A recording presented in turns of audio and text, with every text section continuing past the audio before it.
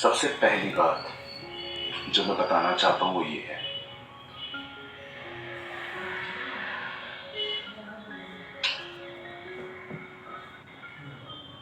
हमारे परमेश्वर में,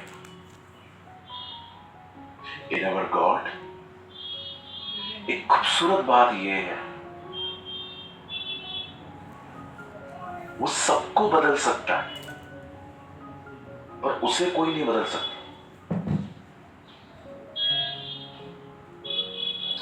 जितना प्रेमी वो हजारों साल पहले था, स्टिल वो आज भी अपने लोगों से उतना ही प्यार करता है। जितनी केयर वो आपकी पहले करता था, आपने देखा खुदा कितना बिल्ड है, खुदा कितना अपने आप में स्ट्रांग है। और मैं अपने से हर एक को कहना चाहता हूं, ये इसकी मर्जी है कि हम भी बिल्ड हो, स्ट्रांग हो, इतने स्ट्रांग कि कोई कुछ भी करे हम उससे नाराज ना हो, इतने स्ट्रांग हो कि हमारी मूड को बदलना किसी के लिए भी पॉसिबल ना हो जल्दी। समटाइम्स हम बहुत वीक होते हैं क्योंकि हम इस बात को समझ नहीं पाते हैं कि हमारी लाइफ का जो फाउंडेशन है ना वो बहुत वीक है। कभी भी अगर कोई सुपर स्ट्रक्चर हिलता है ना, जब भी कोई इमारत हिलती है, the problem is with foundation. इसीलिए यीशु ने जब मत्ती 5:6-7 में 92 कमांडमेंट्स प्रीच की, उसने 92 आज्ञा, अगर आप आराम से मैथ्यू 5-6-7 मत्ती 5-6-7 पढ़ेंगे, आपको पता चलेगा वहां पर जीसस ने 92 कमांड्स प्रीच की। कमांड्स का मतलब होता है आज्ञा, कमांड्स। और सब प्रीच करने के बाद उसने कहा, जो कोई इन बातों पर अपना घर बनाएगा वो उस चट्टान की तरह होगा जिसे आंधी, पानी, तूफान, लहरें, बाढ़ नहीं गिरा पाएगी, क्योंकि वो बिल्ड है,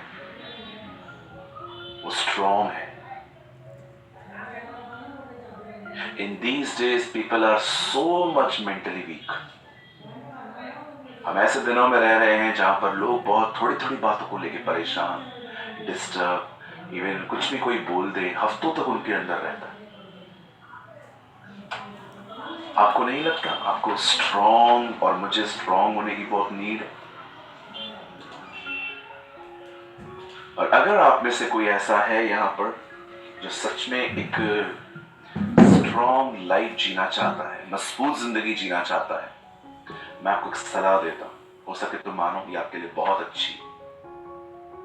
वॉट एवर यू रीड, जो कुछ आप पढ़ रहे हो, वॉट एवर यू लिसनिंग, जो आप सुन रहे हो, उसे मेडिटेट करो।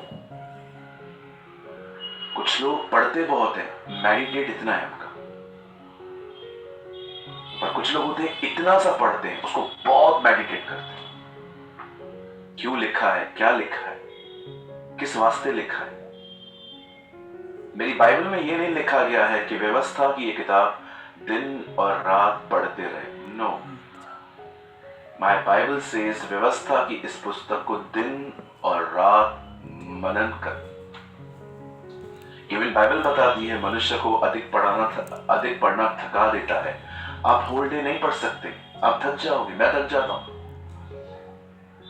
लेकिन आपको हर दिन जो कुछ आप पढ़ रहे हैं, आपको उसको पढ़ने के बाद उसे लेकर अपने दिमाग में उसके बारे में सोचना चाहिए, मनन करना चाहिए। इसी से आप स्ट्रांग बनते हो, आपकी लाइफ बिल्ड होती है। मैं रिसेंटली दिल्ली की कलीसिया में एक बहन से मिला जिसके बच्चे बहुत दुनिया में भटक चुके थे। रिसेंटली मैं कुछ महीने पहले एक बहन से मिला, उन्होंने कहा, ब्रदर मेरे दोनों बच्चे बिल्कुल आउट ऑफ ट्रैक हैं। बड़ा लड़का नशे करके घर पे आता है, बेटी भी सुनती नहीं है, किसी के साथ भी घूमती है, मना करती हूं तो मुझे बोलते हैं कि तू बेवकूफ लेडी है, ये वो बदतमीजी से बात करते। और मैंने उसकी उस दीदी के आंखों में मैंने डिप्रेशन देखा।